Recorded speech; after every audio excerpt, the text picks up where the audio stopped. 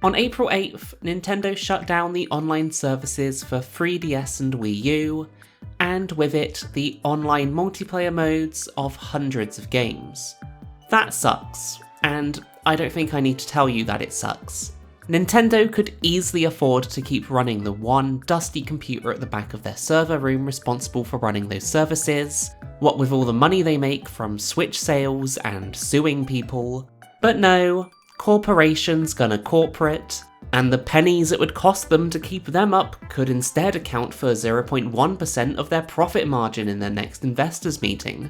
I mean, it's not like these consoles sold millions of units and still have thousands of people playing them to this day or anything like that.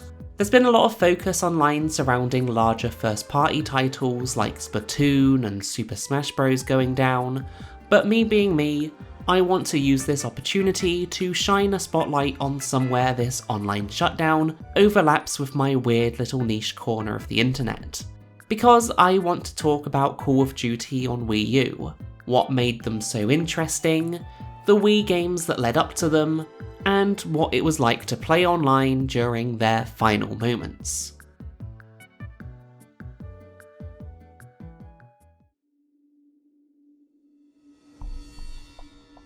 The closure of Wii U online services marks the end of a 15-year-old legacy of Call of Duty Online modes on Nintendo consoles, stretching all the way back to World at War on Wii and DS. Call of Duty 3, despite being a Wii launch game and despite having online multiplayer on every other platform, even PS2 and Xbox, didn't have it on Wii. The online for the DS games shut down years ago when the Nintendo Wi-Fi connection service was closed, and whilst you can still play them today using Wiimify, you're not going to be getting into any games unless you get some friends together yourself. The Wii games, meanwhile, were still actively played for years, until August 2023, when they were shut down with literally no warning. I know some people who've never played the Wii versions of these games before might be like, okay, yeah, but who cares? It was just a shitty version of Call of Duty with tacked on motion controls. But as someone who has played all of them, they really were something special. Okay, well, apart from Call of Duty 3, I'll give you that much. That game is exactly what your worst expectations would imagine Call of Duty on Wii would be like, with dogshit aiming and horrible forced waggle controls. But as the console matured and Treyarch got more experience with how to utilise the hardware, the games quickly got better. World at War was genuinely really good, even if the multiplayer matches were only 8 people max, and it was missing zombies.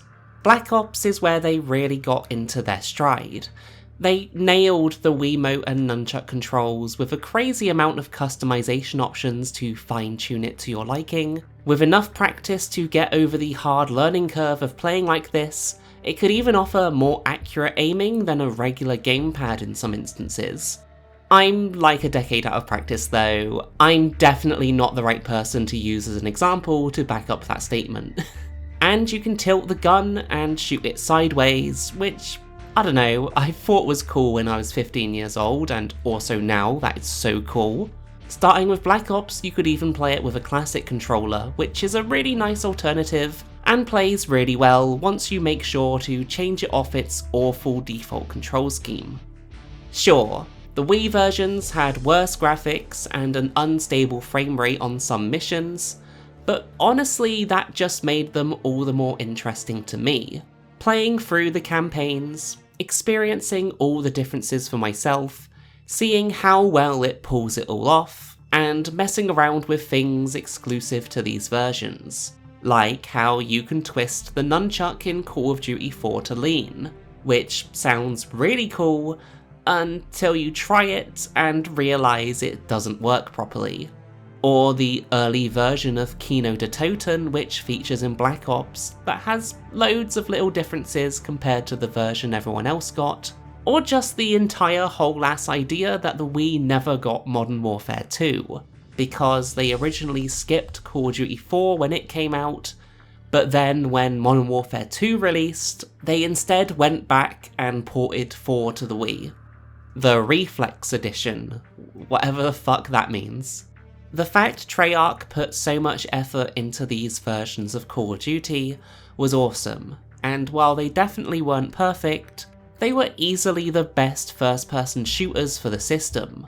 They had the best controls, and with scale and production values unmatched by any other third-party developer, not to mention an incredibly robust multiplayer mode. A multiplayer mode I was absolutely sick at, by the way, if these pictures I took on my 3DS a decade ago are anything to go by.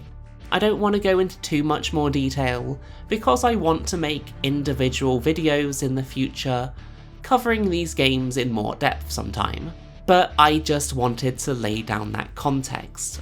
These games had a thriving community on Nintendo Wii, with a dedicated fanbase that regularly had players all the way up until their servers shut down. And so, having missed my chance to play the Wii Call of Duty games online one last time before they went down, I definitely didn't want to miss out again for the ones on Wii U.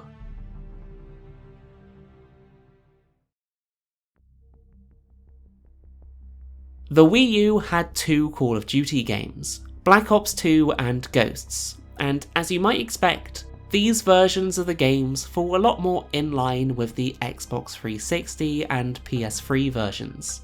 Plus, it still has the amazing Wiimote controls from the Wii games, refined to their absolute best, and easier to use than ever before, with the way more stable frame rate these games have, at least until it doesn't.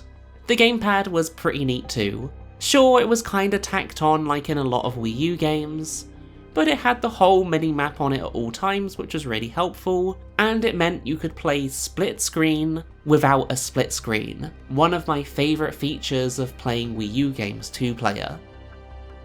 Right, so, let's talk about the online services going down.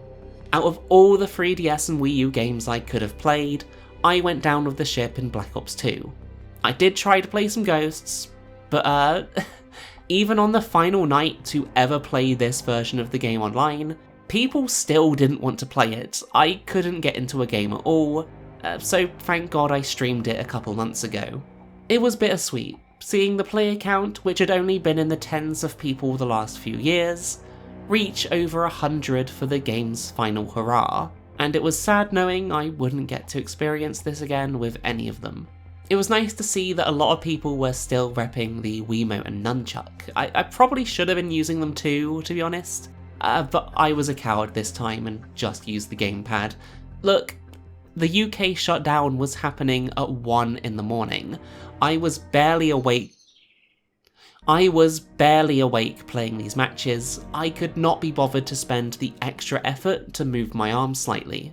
The final night was a lot of fun though, seeing the same few people pop up again in different lobbies, and we got a nice variety of maps too, even if Hijacked and Nuketown tried their absolute hardest to always show up. Because this game's online servers are ran by Activision, we were able to play well past the online service's shutdown time. It only used them to authenticate your profile when signing in, so as long as you never backed out of the online mode, you could keep playing for as long as you wanted to.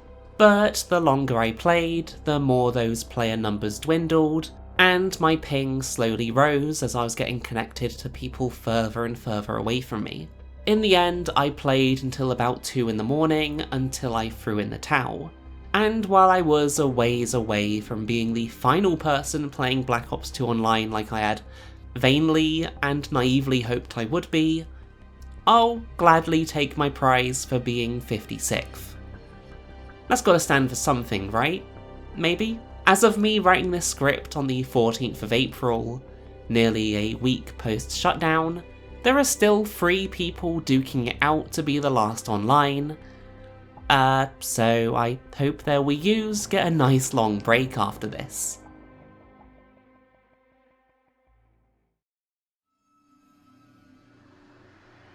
I'm going to miss Call of Duty on Wii and Wii U. Sure, it's not truly gone, you can still play the campaign modes, but as if the campaigns were ever the main draw to COD. With the multiplayer of these games gone, you lose access to so much content. Not to mention, you needed an online connection to even access survival in Modern Warfare 3, so that's 2/3 of that game completely unplayable now. And there's no workarounds either.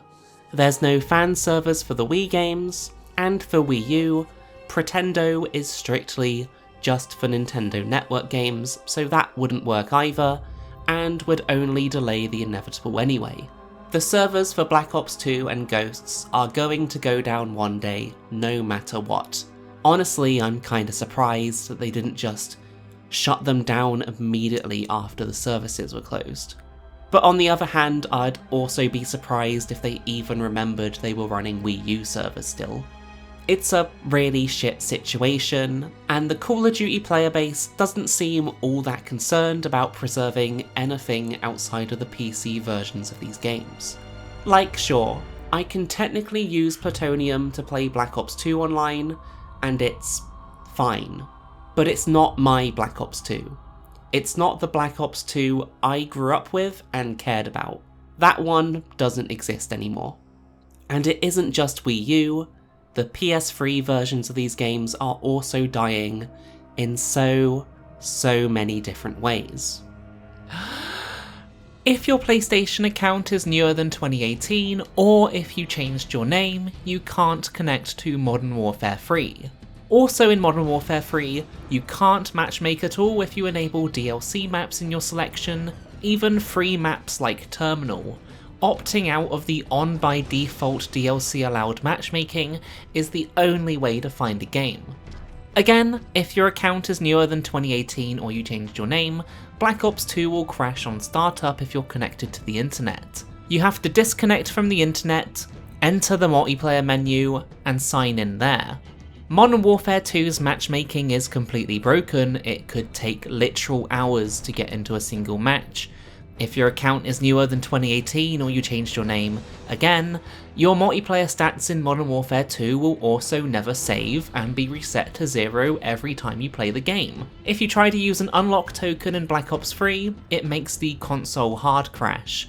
You need to use one of them as part of the tutorial, so if you're a new player, multiplayer is completely inaccessible, and old players can't unlock any new equipment or specialists. And while the 360 versions of these games have seen a second wind thanks to backwards compatibility, it isn't immune to problems. Matchmaking was also broken, though not as broken as on PS3, until recently when it was fixed. Microsoft owns Call of Duty now. They're not going to go back and fix any of those old problems on the Sony consoles, even if they were way bigger than what plagued the 360. But even still, it doesn't matter if Microsoft came in and fixed the server issues. These games are old and abandoned and will have their servers shut down someday, just like the Wii and Wii U versions did. We cannot trust the corporations in charge of the games we love to be the ones preserving them.